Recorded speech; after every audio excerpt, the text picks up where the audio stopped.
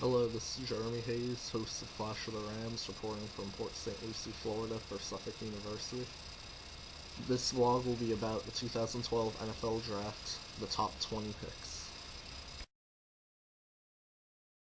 Okay, to begin my mock draft, the Colts have the first pick overall, and it's obvious that they're going with Andrew Luck. Whether they have the first pick or they trade it, Andrew Luck will be picked first in the draft. A little background on Andrew Luck: just guaranteed to be a starting quarterback in the NFL. He'll be able to start for 5 years probably, but injury may cause something shaky to happen, but he's pretty much the best quarterback to come out since Peyton Manning, which is pretty good. So the Colts, with the first pick, will take Andrew Luck, quarterback from Stanford. With the second pick, the St. Louis Rams, I have them taking Justin Blackmon, Oklahoma State wide receiver.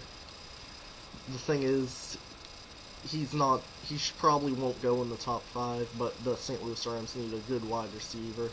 And you can either take an offensive lineman and stay the way they are, or go with a real offensive weapon like Justin Blackmon. I've been doing this for 9 years now, the NFL draft, and he's the highest wide receiver I've ever had graded, over Calvin Johnson and any other receiver.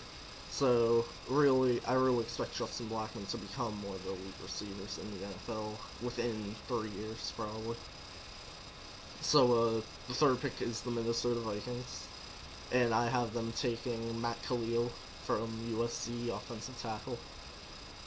The thing that's interesting about him is once again, I have him graded one of the highest offensive linemen I've ever had in 9 years. So that's 3 players in the top 3 who have been the highest ranked at their position in the past decade, just about. So that makes this an interesting draft, but not a lot of depth in the draft. So if you have a first round pick, you need to take it. So that's talking to the Patriots. Alright, number 4 overall, we have the Cleveland Browns.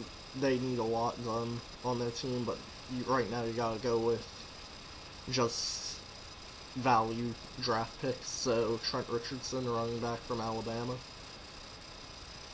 I was surprised to when I was making the mock draft, put a running back in the top 5, but some teams are just desperate for something, so they can work around him. Colt McCoy, him. The defense is pretty good, but their whole team needs. They're not one of those teams like the Rams where they only need a couple of weapons and they're still a good team. They need a lot done. In number 5, I got the Tampa Bay Buccaneers, taking Morris Claiborne, cornerback, LSU. The thing that's interesting about him, not as good as Patrick Peterson, I haven't had him graded higher than Patrick Peterson last year, who's now on the Cardinals. But the thing about him is he can develop into a better coverage corner than Patrick Peterson is right now in the league. And he can do that early, so he could be the defensive rookie of the year this year coming up. Unless there's really not a whole, unless Quentin Couples, there's not a whole lot of early depth in defensemen in this draft.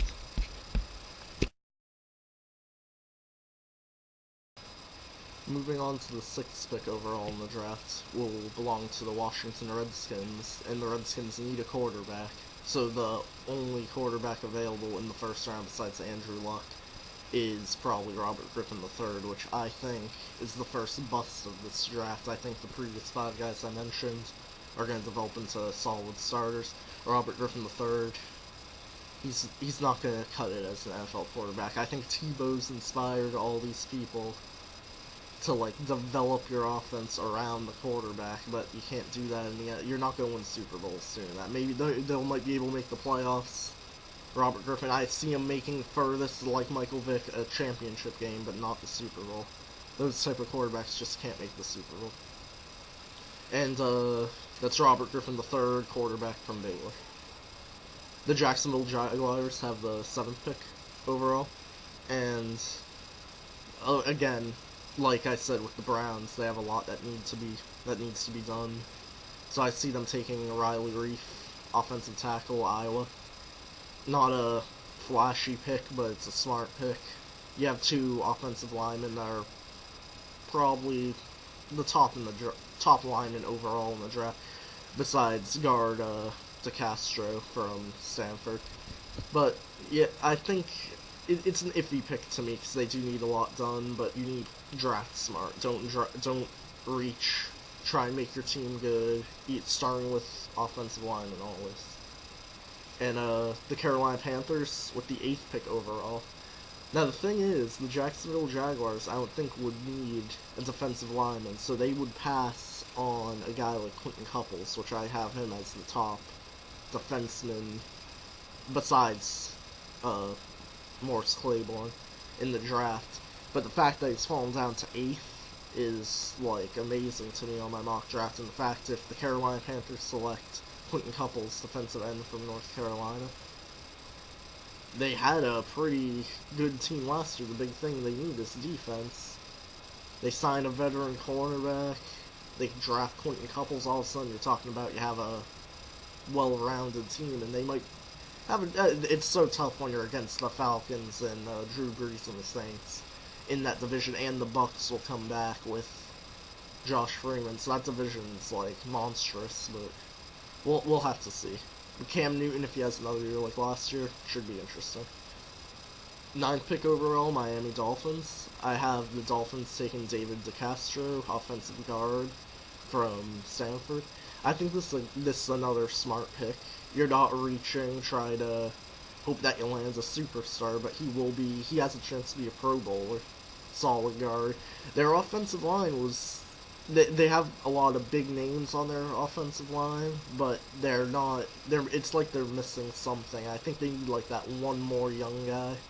I think DeCastro can be that guy, but the Miami Dolphins, they need a lot done with their team too. You have a lot of questions at quarterback. They won't draft. I don't think they should reach for a quarterback. They should look into free agency, see what they can find.